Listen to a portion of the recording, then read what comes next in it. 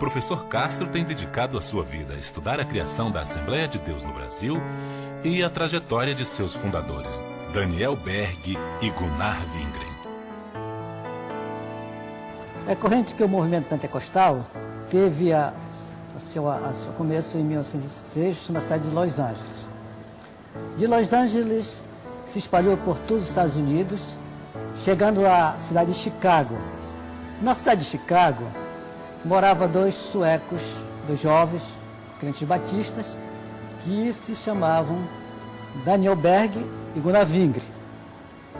Eles foram atingidos pela mensagem pentecostal e se tornaram pessoas muito interessadas na procura daquele assunto que se revelava naquele momento. Então, nessa situação, eles receberam a chamada divina para a obra missionária. Era o ano de 1910. Na América do Norte, onde moravam, dois jovens suecos, Daniel Berg e Gunnar Wingren. Um crente narrou-lhes numa ocasião um curioso sonho que tivera com os dois amigos quando lhe aparecera o nome de um lugar muito estranho: Pará. Pesquisaram o significado daquele nome, procuraram em livros e mapas, descobriram onde se localizava e como se chegaria àquela terra distante. Os missionários Berg e Wingren compreenderam que era a mensagem de Deus mostrando para onde deveriam seguir em suas novas missões. E eles viajaram para Nova York, que Nova York seria o ponto de partida, e lá eles se organizaram e conseguiram recursos para viajar. Viajaram no dia 5 de novembro de 1910, numa bordo de um navio inglês, e passaram 14 dias viajando.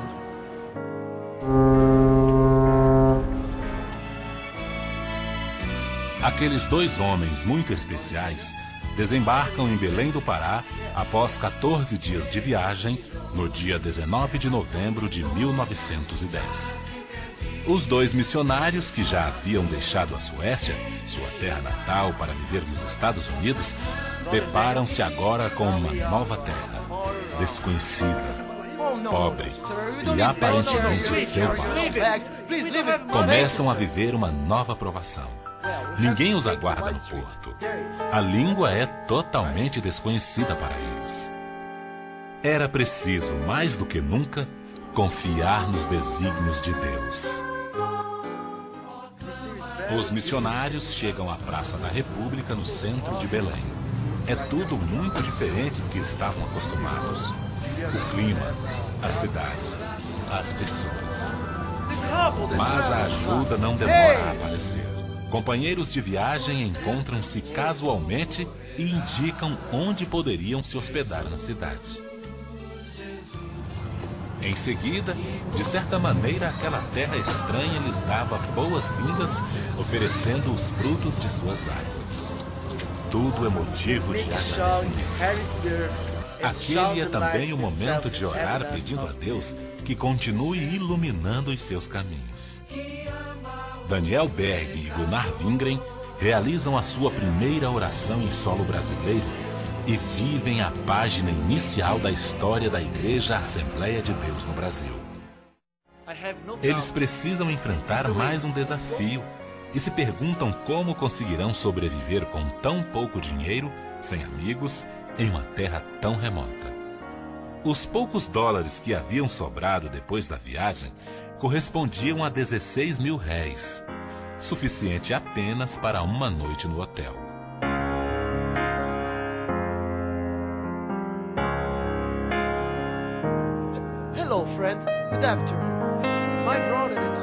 No pequeno hotel, Berg tenta se fazer entender para garantir a hospedagem dos dois. Wingren folheia ao acaso alguns jornais brasileiros. Eles não sabiam nada de português. Berg tem dificuldade em se comunicar e Wingren não consegue ler. Não compreende uma só palavra daquela língua. Mas tem uma grande surpresa. Reconhecem no jornal o nome de um velho amigo, o pastor sueco Justus Nelson, que ele conhecera nos Estados Unidos. Por uma feliz coincidência, ele também estava em Belém. Não foi difícil localizar a casa do pastor Justus Nelson. O encontro foi muito gratificante para os dois missionários. Eles relataram ao amigo como Deus os tinha enviado para aquela cidade em plena Amazônia. Daniel Berg e Gunnar Wingren eram ligados à Igreja Batista na América. Assim, Justus Nelson achou por bem apresentá-los aos representantes daquela igreja em Belém. Berg e Wingren são apresentados a Raimundo Nobre, da Igreja Batista. A recepção é muito cordial e a conversa bastante proveitosa. Tanto que os missionários foram convidados a morar nas dependências daquela igreja. É um porão estreito e escuro, mas representa a garantia de uma morada em Belém.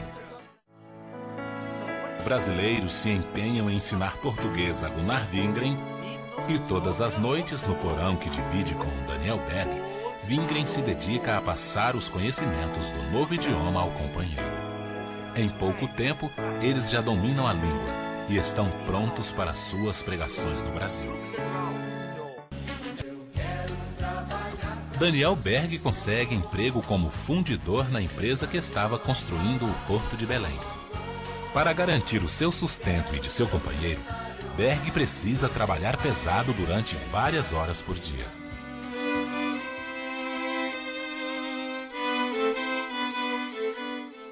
Irmãos, apresentados aos fiéis da Igreja Batista por Raimundo Nobre, Berg e Wingren são muito bem recebidos. Wingren fala português com dificuldade, mas consegue transmitir a palavra do Senhor com entusiasmo e convicção. Eles ajudavam o trabalho da Igreja Batista, pregavam, cantavam e eram muito bem aceitos, muito bem queridos. Tanto que a presença deles lá houve um efeito muito multiplicador, que irmãos que há muito tempo tinham deixado de ir à igreja compareceram e a igreja praticamente encheu de fiéis. em nome do Senhor, passa a palavra, irmão Wingren. As narrativas de Wingren sobre as manifestações do Espírito Santo não deixam os pastores da Igreja Batista muito satisfeitos. Eles começam a questionar as pregações do missionário.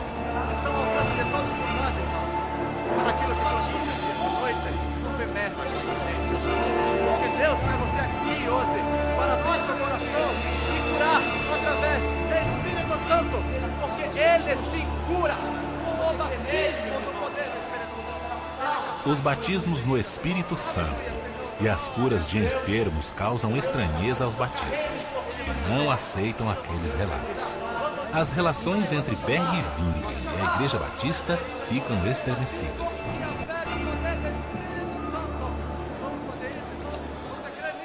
Irmãos, estamos aqui reunidos em nome de Jesus e na presença do Espírito Santo. As orações dos missionários suecos atraem cada vez mais fiéis ao porão onde moram. As notícias correm e desagradam aos batistas.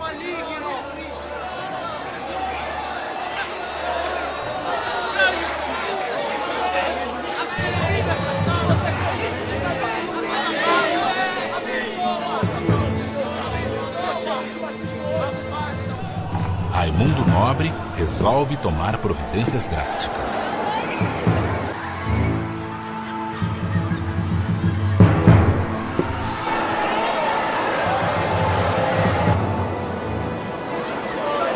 Mas o que é isso? Mas o que é isso? Cura, Jesus!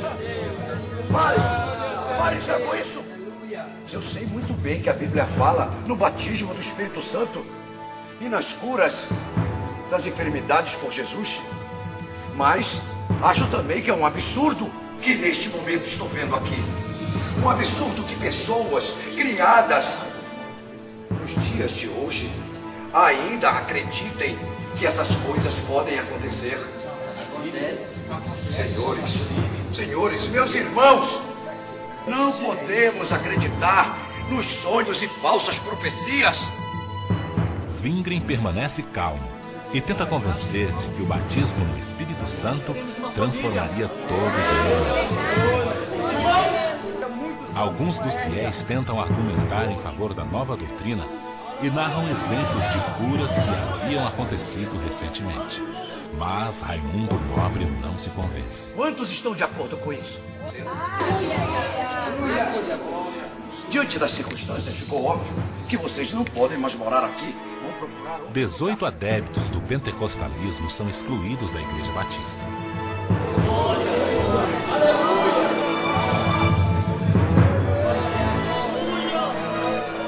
Eles ficam preocupados com o futuro do grupo e convidam Berg e Wingren para serem os seus orientadores espirituais. Celina Albuquerque cede a sua casa para os cultos. Isso acontece no dia 13 de junho de 1911. Em 18 de julho, o grupo funda uma nova igreja e adota o nome de Missão da Fé Apostólica. Poucos anos depois, em 18 de janeiro de 1918, por sugestão de Ignar Wingren, a nova igreja passou a chamar-se Assembleia de Deus.